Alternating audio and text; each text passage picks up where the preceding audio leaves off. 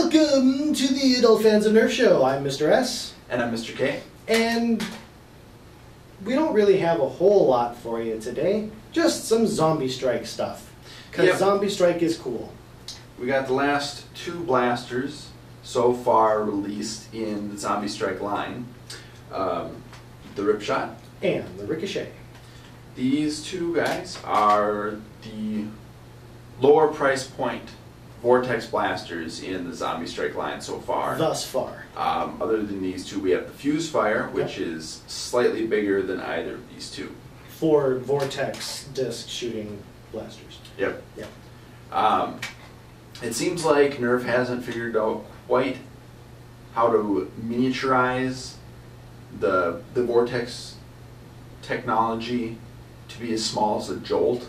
So this kind of, I think, is what they've come up with. The Ricochet is the pea shooter of the bunch, much akin to the Proton. I just had the name, it almost left me, except it loads in the front instead of in the rear. You just take the disky and pop it into the front, and then you can pull back the hammer, or the whatever it's called, thingy. Priming mechanism.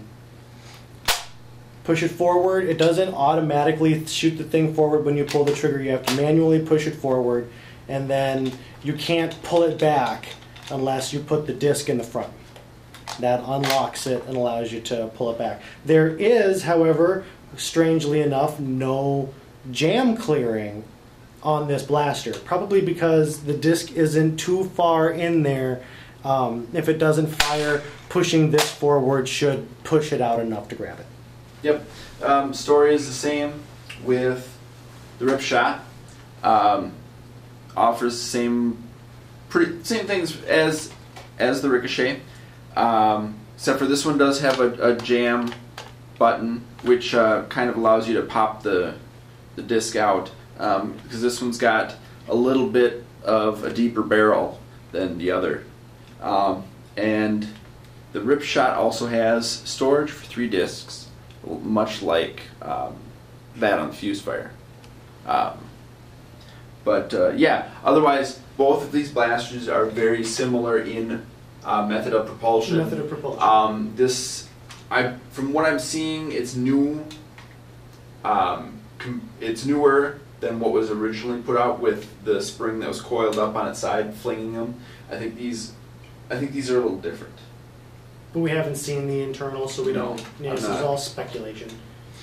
So. But they do fire the same way. This guy, when you pull the trigger again, it doesn't automatically push the action forward. You have to push it forward to reset it to be able to use it again. No, and I think that's really one of the disadvantages with these guys for being in the Vortex line, is that you have to cram the disc down the barrel. And if you don't have it down all the way, it won't pull back, and that's gonna slow you down a little bit. Yeah. So these are kind of last-ditch effort blasters. They are, but at the lower price points, they're still pretty good. They still have decent power, and they're just fun to shoot. Just sitting around, like a Jolt or whatever. But you always aim for the corners of the walls, and you make them bounce around.